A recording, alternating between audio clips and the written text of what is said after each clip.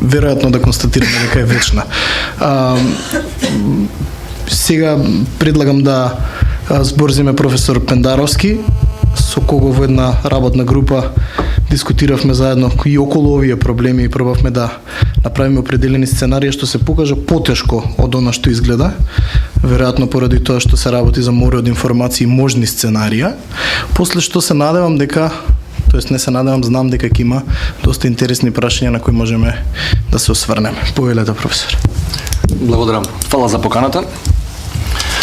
Би сакал да дојдам до третава деценија од независноста, од која ќе ги поминеме онака на брзинка првите 2 децении. Само на ниво на работни тези нема да биде долго. Ако прекардашам ќе ме опоменеш. Значи, во Македонија многу тешко политичариве се меракли да даваат име на некои надворешно политички доктрини, па и на внатрешни политики, значи да ги именувате по нив. Ја мислам, и затоа имаме малку такви доктрини или стратегии или концепти за надворешна политика. Најчесто ги немаме и затоа што и нема стратегии и концепти. Па немате што да именувате. Меѓутоа, една од првите која е именувана со право според својот творец е практично политиката на еквидистанца, сосема накусо. Мислам дека политиката на еквидистанца имаше парцијално историско оправдување во тој период, заради историските ревандикации на практично сите соседи кон нас. Инаку, во суштина е статичен концепт. Значи, освен во првата половина од 90-тите, тоа е тешко да го аплицирате на практичен, на ефективен начин подоцна кон сите соседи. Конечно, 96-7 доаѓа познатата регионална клаузула на Европската унија, која ние и до ден денеска не ја разбравме, на тоа ќе се вратам на самиот крај. Постои уште една надворешна политичка стратегија која е именувана као таква во документите. 98 тогашната коалиција победи, 98 со стратегија именувана како позитивна енергија со соседите. Оно што може да се најде. Чудно е, дори парадоксално е што многу тој субстрат не видовме од кога дојдоа на власт, освен во 2 случаи. Едниот беше не сосед, значи позитивната енергија беше искажена кон Тајван, и вториот случај на позитивна енергија беше кон еден сосед кој купи практично нетранспарентни процедури сите монополи во Македонија. По 2001 година комплетната наша енергија е насочена кон Брисел, кон двојната интегративна агенда. Објективно, тоа е нужност, тоа е апсолутна нужност во тој момент, меѓутоа реално двојната интегративна агенда нуди мала креативност. Не велам дека треба да измислуваме топла вода, меѓутоа практично сите посткомунистички држави беа низ тоа и вашата главна активност во тој дел се состои да ги имитирате останатите. Ако ние некаква утеха и останатите не имитираа нас, значи треба да се препише акито и треба да ги следиме директивите и во надворешната политика на Европската унија, кои не се малку. Ја броев 2006 година, например, имаме над 500 заеднички позиции на Европската унија формално прифатено во нашето министерство. Клучниот, ја би рекол и пресвртниот момент во македонската надворешна политика доаѓа по 2008 и Букурешкиот самит, затоа што од тогаш наому мое уверување дека ние сме практично во ситуација на стратешка конфузија заради блокадата кон двете организации, која на чуден начин, освен што не изблокира во тие интегративни патеки, направи некои други проблеми дома, практично го подигна на површина едно прашање кое ние мислевме дека го завршивме со дефинирањето во 90-тите. Практично побара да ја дефинираме државата. Народот е јасно дека беше дефинирано одамна многу. Ние и денес имаме проблеми околу тоа да направиме дистинкција меѓу името на државата и името на нацијата, односно на народот. Дистинкција. И иако рамковниот договор дава некои срамежливи напатствија во таа насока, она што се нарекува логика на тој документ, практично дава препораки меѓу редови за градење држава врз најмалце биетнички, пожелно и мултиетнички консензус, значи за клучните, за стратешките прашања, да немате моноетничко забегување или моноетнички аздис контра другите во една прилично хетерогена, во етнички религиозна смисла структура како што е македонското општество и држава. Од тука, зашто го кажувам ова, од тука ние многу лесно западнавме и мислам дека и во моментов се случува таква една ситуација, ние многу лесно западнавме во водење така наречена етничка надворешна политика. Најлошата работа која може да се случи на Македонија е било кој етникум пред се доминантниот да оди во насока на градење на надворешна политика во која нема да ги има останатите големи конституенти во општеството. Тоа често се случува не само во однос на името и преку името и во однос на некои други сегменти. И ја мислам дека тоа трае, дека тоа е опасно и дека тоа треба да престане. Втора работа која Македонија ја прави по 2008 година, исто така недекларирано, неофицијално е, и се труди да ја имитира така наречената мултивекторна надворешна политика, преведено значи да одите во различни насоки. Ако не можеме да одиме кон Брисел, можеме да одиме на различни места. И тоа е исто така опасно во политички и во стратешка смисла. Ако пробате да барате алтернативи, не зборувам за делот на бизнисот, трговијата, енергијата, Русија, Кина, БРИКС и така натака. Соработка да, во секое време максимална. Меѓутоа што е разликата? Што е разликата ако се обидувате да најдете алтернативна стратешка парадигма во оваа смисла?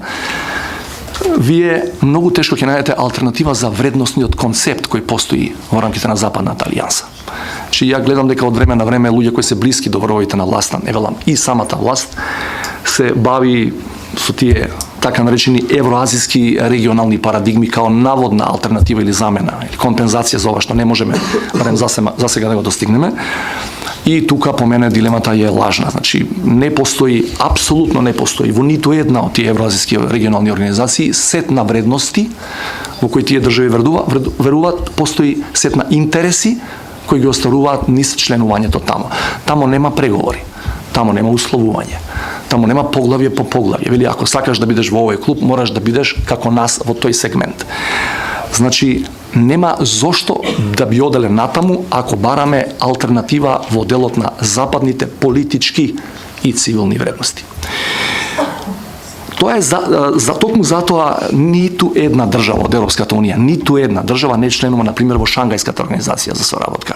Ниту една држава од Европската унија не размислува да стане полноправна членка, на пример во ова извикана Евроазиска економска унија која е во зачеток, која треба да биде алтернатива на Европската унија.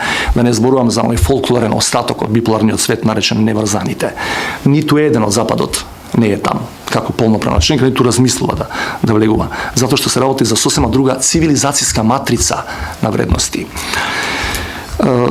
Уште една грешка која од време на време ја правиме, ја мислам дека во тој дел тоа ни е рецидив од Југославија, која беше ни на истокот ни на западот, наводно вреднувана и лево и десно. Тоа е така наречената глобална компонента во надворешната политика, која малите држави ќе губат време и ресурси ако мислат дека може да ја аплицираат. Глобална компонента во мала држава, зборувам за држава со мали ресурси како нашата, не зборувам за овие примери што и кажуваше Јанкуловски за Норвешка која има 4,5 милиони луѓе, меѓутоа има 120 милиарди долари во така наречениот фонд за идниот развој, за развој на идните генерации. И така, значи ние немаме ресурси за да се бавиме и да губиме време со глобални компоненти во надворешната политика. Нашиот природен терен е нашиот регион. Оно што го нарекуваме како политичка флоскула Западен Балкан, плюс, минус, поширокото соседство максимум, каде што е клучна соработката со соседите и во политичка и во економска смисла. Македонија низ овие 20 години има потешкоти со своите соседи, да направи мазна билатерала, но и тие имаат со нас проблем, но и ние имаме проблеми со нив. Ја мислам дека во моментов македонската регионална политика е веројатно на пониско ниво, ако е тоа воопшто возможно од раните 90-ти. Од раните 90-ти, само едно онака брифли што викаат overview, со Грција имаме со години од познати причини тотално замрзната билатерала, со Бугарија за жал одиме во таа насока. Со Косово имавме неодамна двојна блокада на границата, со Србија имавме мини трговска војна, out of blue, баш без потреба, добро што ја решивме.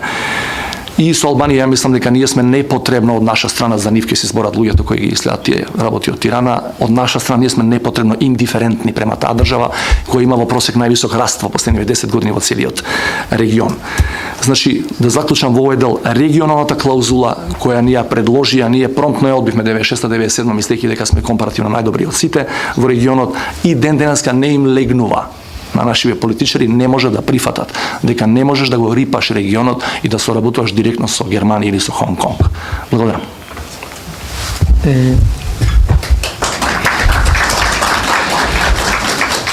Со оглед дека говорниците беа исклучителни во смисол на динамика, но и во смисол на кондензираност на содржина, останува пред прашањето пред да дозволам публиката да постави прашања, да ја релаксирам малце атмосферата со една анегдота кога прашав еден од професорите по меѓународно право баш вчера на факултетот, велама што ако се случеше Сирија.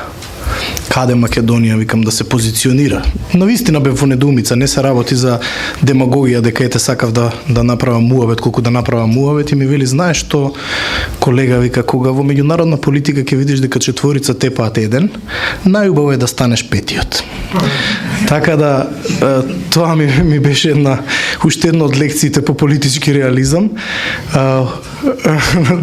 Веројатно малку вака побрутално изложена, меѓутоа отвара дефинитивно една интересна дилема. Имаме доволно провокации, доволно теми за прашање. Ќе ве молам само да се веќе имаме едно прашање, само микрофонот, представете се и обавезно кажете до кого го поставувате прашањето, ве молам.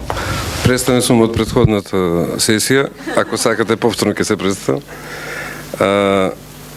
Повеќе на дополнување на панелот, ќе заврши со прашање.